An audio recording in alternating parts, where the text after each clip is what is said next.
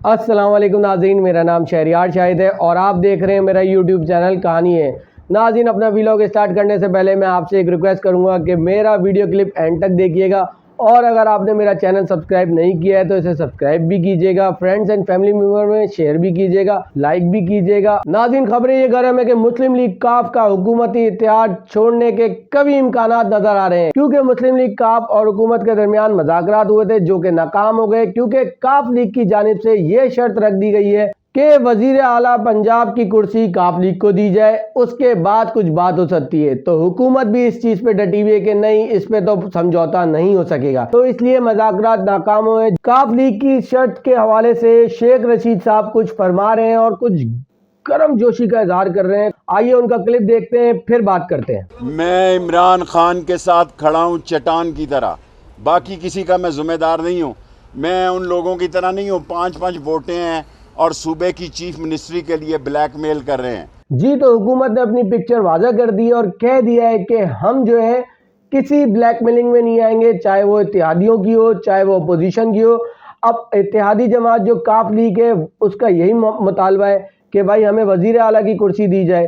شیخ رشید صاحب صاحب کہہ رہے ہیں کہ ہم بلیک میلنگ میں نہیں آئیں گے۔ اب ناظرین، دیکھا جائے تو بلیک میلنگ کی سیاست عروج پر ہے اس وقت۔ اب ناظرین، کاف لیگ نے کہا ہے کہ وہ کل حتمی فیصلہ کرے گی کہ اسے کس طرف جانا ہے، اپوزیشن کی طرف جانا ہے یا حکومت کی طرف جانا ہے، کل وہ اپنا حتمی فیصلہ کر دے گی۔ لیکن کاف لیگ کا ابھی فی الحال یہی کہنا ہے کہ جو حکومت یا اپوزیشن جو بھی ہمیں وزیر اعلیٰ کی کرسی دے گا ہم اس کے ساتھ ہیں۔ مطلب اقتدار کی سیاست ہے، عوام کے لیے نہیں کوئی لڑ رہا، اپنی اقتدار کی جنگ میں لڑ رہا ہے۔ اس وقت اقتدار کی جنگ چل رہی ہے، عوام کا کوئی نہیں سوچ رہا، مہنگائی کا کوئی نہیں سوچ رہا۔ ہاں، نکلے اس کے لیے ہی ہیں لیکن اقتدار کے پیچھے بھاگ رہے ہیں اور اتحادی حکومت کو اس حوالے سے بلیک میل کر رہے ہیں تاکہ ان کے اوپر پریشر آئے، اور ان کا یہی موقع ہے کہ اس موقع پہ یہ فائدہ اٹھا سکیں، کیونکہ اپوزیشن بھی ہاتھ دھو کے حکومت کے پیچھے پڑی ہوئی ہے اور عدم اعتماد کی تحریک بھی اگلے ہفتے آنے والی ہے۔ یہی موقع ہے اتحادیوں کے بعد کہ وہ حکومت سے اپنی ناجائز یا جائز چیزوں کو پورا کر سکیں، تو اس لیے وہ بلیک میلنگ کا سہارا لے رہے ہیں تاکہ حکومت میں ایک پریشر ڈیولپ ہو۔ اب دیکھنا یہ کہ حکومت ان باتوں کو کتنا سیریس لیتی ہے، آیا وہ ان کی بلیک میلنگ میں آ جاتی ہے۔ اگر بلیک میلنگ میں آ گئی تو اس سے بہتر ہے کہ حکومت عمران خان کو ختم کر دینی چاہیے، کیونکہ پھر یہ تمغہ لگ جائے گا کہ یار یہ بلیک میلنگ سے یہ حکومت چل رہی ہے۔ ایک اتحادی جماعت کی بلیک میلنگ میں اگر حکومت آئی اور دوسری اتحادی جماعت بھی کھڑی ہو جائیں گی کہ بلیک میل کریں گی اور حکومت سے اپنے معاملات پورے کرائیں گی۔ ابھی جو مین اتحادی جماعت ہیں وہ ایم کیو میں اور کاف لیگ ہے، یہی دو جماعتیں ہیں جو اس وقت جو ہے حکومت کو بھی ٹف ٹائم دے رہی ہیں، حکومت سے بھی رابطے میں اور اپوزیشن سے بھی رابطے میں، لیکن ان کے اپنے اپنے تحفظات ہیں۔ اور یہ جو ہے فیصلہ ایسا لگ رہا ہے کہ عدم اعتماد والے دن ہی فیصلہ کریں گے کہ یہ کس سائڈ جائیں گے، حکومت کی سائڈ جائیں گے یا اپوزیشن کے۔ ناظرین، اب بات کر لیتے ہیں جہانگیر ترین گروپ کی۔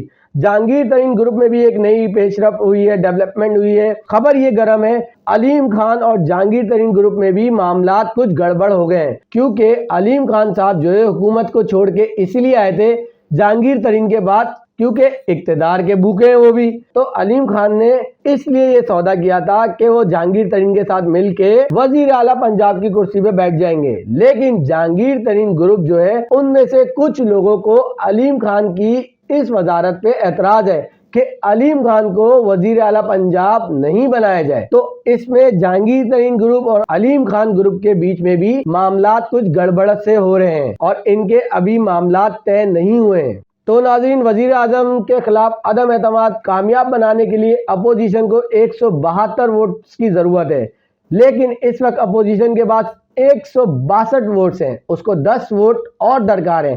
اب دیکھنا یہ کہ کیا اپوزیشن جو ہے 10 ووٹ اور جمع کرنے میں کامیاب ہو سکتی ہے یا نہیں۔ اسی حوالے سے عدم اعتماد کی تحریک کو کامیاب بنانے کے حوالے سے اپوزیشن نے ایک مشترکہ اجلاس پیر کے دن کنڈکٹ کیا ہے۔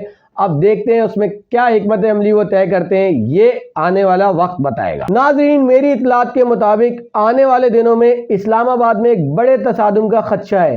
آپ نے دیکھا جمعرات کی رات کیا ہوا. میں آپ کو بتاتا ہوں جمعرات کی رات کیا ہوا اور یہ کس نے کیا اور یہ کس کی پلاننگ تھی انتشار پھیلانے کی, اسلام آباد کو یرغمال بنانے کی. میں آپ کو بتاتا ہوں مولانا صاحب کے حوالے سے کچھ بات کر لیتے ہیں اسی حوالے سے. پارلیمنٹ لاجز کے اندر ڈنڈا بردار لوگ گھس گئے تھے اور وہ کون تھی, وہ کس کی فورس تھی؟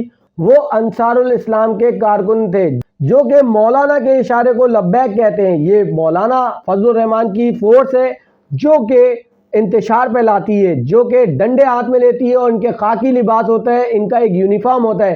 اور میں آپ کو اسی حوالے سے ایک CCTV فوٹیج دکھاتا ہوں پارلیمنٹ لاجز کی, جس میں یہ آپ دیکھ سکتے ہیں کس طرح جھٹے کی صورت میں پارلیمنٹ لاجز کے اندر جا رہے ہیں. آئیے دیکھیں. جی ناظرین آپ دیکھ سکتے ہیں کس طرح جھٹے کی صورت میں آ رہے ہیں اور یہ اندر جا رہے ہیں اور یہ تھوڑا سا ڈر بھی رہے ہیں. لیکن یہ دیکھیں ٹوپی پہنے ہوئے, یونیفارم پہنے ہوئے, یلو کلر کے ان کے ڈریس ہیں, خاکی کلر کے ان کے ڈریس ہیں اور یہ پورے جھٹے کی صورت میں اندر جا رہے ہیں. آپ دیکھ سکتے ہیں یہ مناظر. جب یہ غیر ضروری لوگ پارلیمنٹ لاجز جو کہ ریڈ زون میں آتا ہے اس میں داخل ہوتے ہیں تو اس کے حوالے سے کمپلین جاتی ہے پولیس کے بعد. جب پولیس حرکت میں آتی ہے اور ان ایکشن ہوتی ہے اور پھر آپریشن کرتی ہے ان کے خلاف, پہلے ان کو بولتی ہے کہ آپ نکل جائیں, نہیں نکلتے, مذاکرات ہو رہے ہوتے ہیں, لیکن پولیس کی بات جب یہ نہیں مانتے ہیں پھر یہ اندر پولیس جب آپریشن کرنے جاتی ہے تو یہ پولیس کے ساتھ کیسے گتم گتا ہوتے ہیں آپ کو میں کلپ میں دکھاتا ہوں.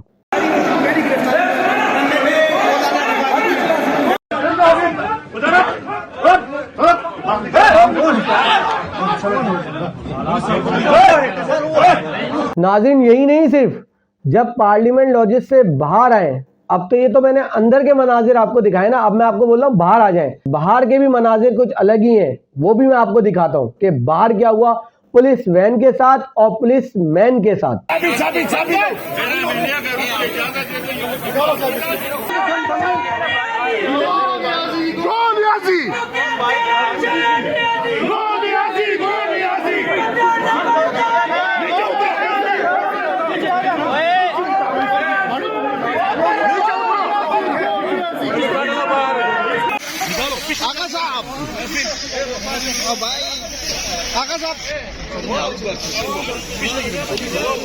ناظرین اب کہانی یہ ہے کہ مولانا نے کیوں کال کی کہ پورے ملک کو یرغمال بنا لو, احتجاج کرو, دھرنے کرو اور جو ہے جھٹا بن کے اسلام آباد آؤ.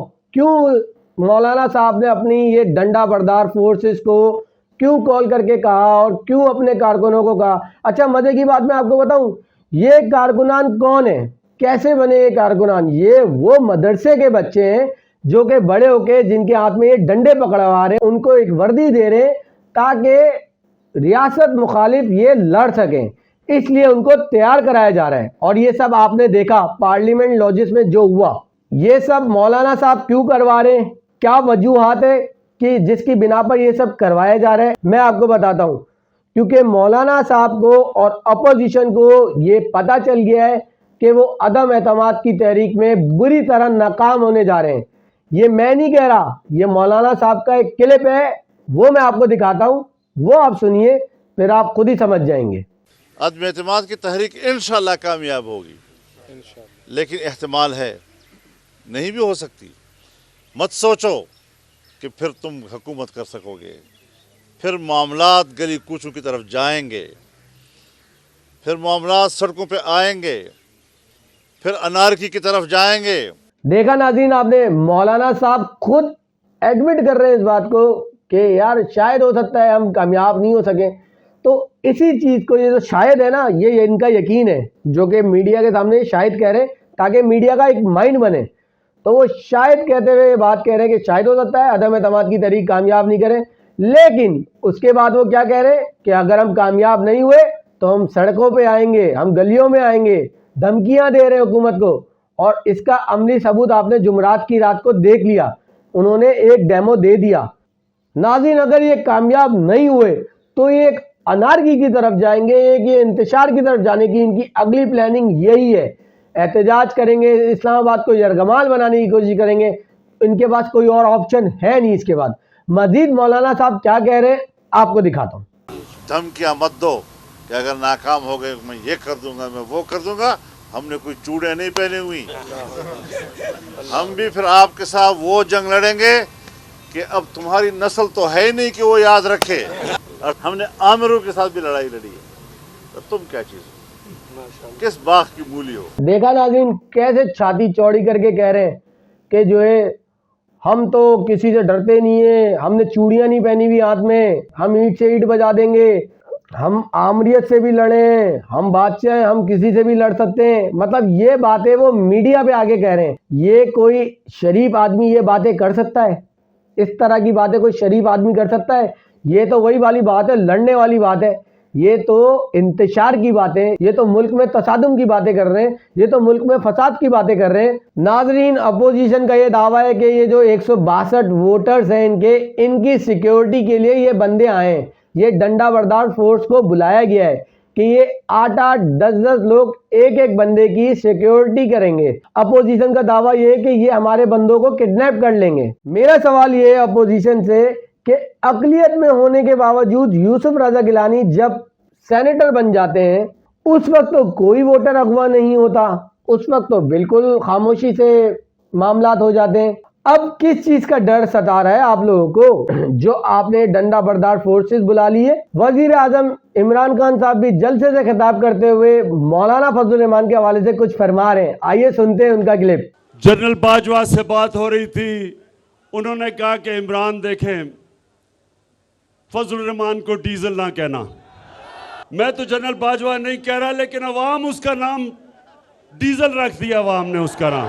یہ جو ڈیزل نے کہا ہے کہ ہم ادارے کو ٹھیک کریں گے, ہم فوج کو ٹھیک کریں گے, مجھے یہ بتاؤ کہ آج اگر پاکستان بچا ہوا ہے اس کی اصل وجہ یہ ہے کہ ہمارے پاس ایک مضبوط فوج ہے. یہ ڈاکوؤں کا گلدستہ فوج کو ٹھیک کرے گا. جی تو بالکل ہماری فوج ہمارا فخر ہے. آج جو ہم سکون سے بیٹھے ہوئے تو اپنی فوج کی وجہ سے بیٹھے ہوئے ہیں. اور آج اگر کوئی بھی پاکستان کی طرف میلی نگاہ کی نظر سے دیکھنے کی کوشش بھی کرتا ہے نا تو وہ پہلے 100 دفعہ سوچتا ہے. کیوں؟ کیونکہ ہماری فوج دنیا کی نمبر 1 فوج ہے. اس کی وجہ سے دشمن 100 دفعہ سوچتا ہے کہ وہ کوئی سازش کرے کہ نہیں. تو پاک فوج زندہ باد. ناظرین عمران خان صاحب اپنے اس کامیاب جلسے میں ایک بال سے 3 وکٹ گرانے کا بھی تذکرہ کر رہے ہیں. آئیے ان کا کلپ سنتے ہیں. ایک دن پہلے عدم اعتماد سے ڈی چوک میں انسانوں کا سمندر ہوگا اسلام آباد میں. شکر ہے کہ آپ نے عدم اعتماد کر کے ایک ہی دفعہ مجھے موقع دیا کہ میں ایک گیند سے 3 وکٹیں انشاءاللہ گراؤں گا. عمران خان صاحب ایک ایسا جلسہ کرنے جا رہے ہیں جو کہ ٹھاٹے مارتے سمندر کی مانند ہوگا. اور یہ جلسہ وہ کیوں کر رہے ہیں؟ ایک دن پہلے یعنی کہ 18 مارچ بروز جمعے کو عدم اعتماد پیش کیا جائے گا. اسی بات کو مد نظر رکھتے ہوئے عمران خان صاحب نے 17 مارچ کو اپنا ایک جلسہ رکھا ہوا ہے ڈی چوک پر. دیکھتے ہیں وہ کتنا کامیاب ہوتا ہے. ناظرین شہباز شریف صاحب بھی عمران خان کے جلسے کو دیکھتے ہوئے کچھ رد عمل دے رہے ہیں, ان کی باتوں کو دیکھتے ہوئے کچھ کہنا چاہ رہے ہیں. آئیے ان کا کلپ بھی دیکھتے ہیں. 22 کروڑ عوام کا ان کی خواہش ہے, ان کا فیصلہ ہے کہ ان کے خلاف ووٹ آف نو کانفیڈنس کیا جائے. ایک ایسا شخص بیانات دے رہا ہے جو کہ جس کی عقل معاف ہو چکی ہے اور وہ چونکہ اس کو اپنا انجام نظر آ رہا ہے اب وہ اتنا خوف زدہ ہو چکا ہے کہ اس کو ماسوائے جو ایک بازاری زبان کے اور ان دھمکیوں کے اس طرح کی دھمکیاں اس طرح کی باتیں بازاری اپنا جو ہوتے ہیں وہ کرتے. شہباز شریف صاحب آپ بازاری زبان کی بات کر رہے ہیں. آپ مجھے تو حیرانگی ہو رہی ہے یہ سنتے ہوئے کہ آپ بتائیں گے اب کہ بازاری زبان کیا ہوتی ہے اور اچھی زبان کیا ہوتی ہے. آپ بتائیں گے. آپ کیوں بھول جاتے ہیں اپنا ماضی؟ آپ بھول گئے اپنا ماضی؟ آپ بھول جائیں گے اپنا ماضی. ہم نہیں بھول سکتے آپ کا ماضی. آپ آج جن کے ساتھ کھڑے ہیں نا ان کے حوالے سے آپ کیا زبان یوز کرتے تھے, کیا بولتے تھے, میں آپ کو دکھاتا ہوں. سرداری کو لاڈ کرنا کراچی پشاور اور لاہور کی سڑکوں پہ نہ گھسیٹنا تو میرا نام شہباز شریف. سرداری کو لاڈ کرنا کراچی پشاور اور لاہور کی سڑکوں پہ نہ گھسیٹنا تو میرا نام شہباز. جی تو شہباز شریف صاحب اب آپ خود ہی بتا دیں آپ کی کون سی زبان تھی. سڑکوں پہ گھسیٹوں گا یہ کون سی زبان ہے؟ یہ کیا بازارو زبان نہیں ہے؟ اچھا مزید بھی کچھ شہباز شریف صاحب مذاق کر رہے ہیں. آئیے سنتے ہیں ان کا مذاق. نیازی بھگوڑے تم ہو گے, ہم یہاں پیدا ہوئے ہیں اور یہیں مریں گے انشاءاللہ. مطلب وہ جو لندن بھاگا ہوا ہے جس کی آپ نے ضمانت لی ہوئی ہے، کیا وہ بھگوڑا نہیں ہے؟ اس کو بھگوڑا نہیں کہیں گے؟ جو لندن کی گلیوں میں سیر سپاٹے کر رہا ہے، کیا وہ بھگوڑا نہیں ہے؟ جو طبیعت کی خرابی کی وجہ سے لندن کی فیکٹریاں وزٹ کر رہا ہے، کیا وہ بھگوڑا نہیں ہے؟ اس کو بھگوڑا نہیں کہیں گے آپ؟ وہ کون ہے پھر؟ آپ کہہ رہے کہ آپ یہاں دفن ہوں گے، یہاں ہی مریں گے، یہیں جئیں گے.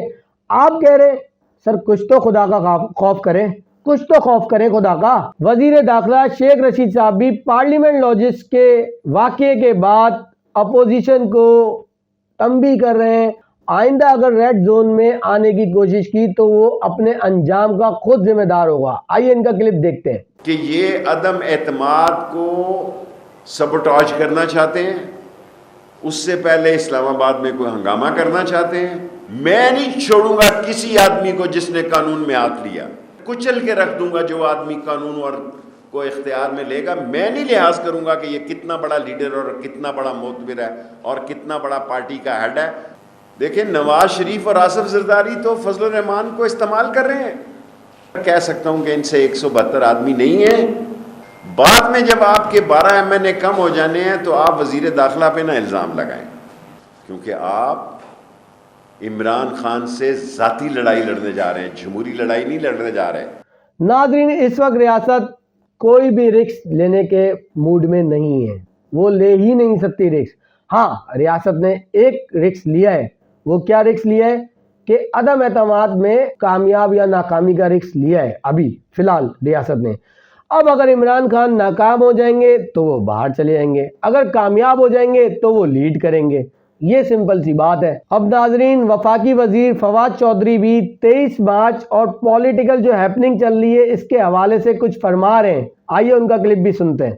23 مارچ کی جو پریڈ ہے اس میں پوری دنیا کے جو اسلامی ممالک کے وزرائے خارجہ ہیں وہ بھی اس پریڈ میں کھڑے ہوں گے، اور ان کے ساتھ جو امپورٹنٹ یورپین ممالک کے اسپیشل ریپرزینٹیٹیوز ہیں وہ بھی، ان کو بھی دعوت دی جا رہی ہے، وہ بھی اس پریڈ میں کھڑے ہوں گے.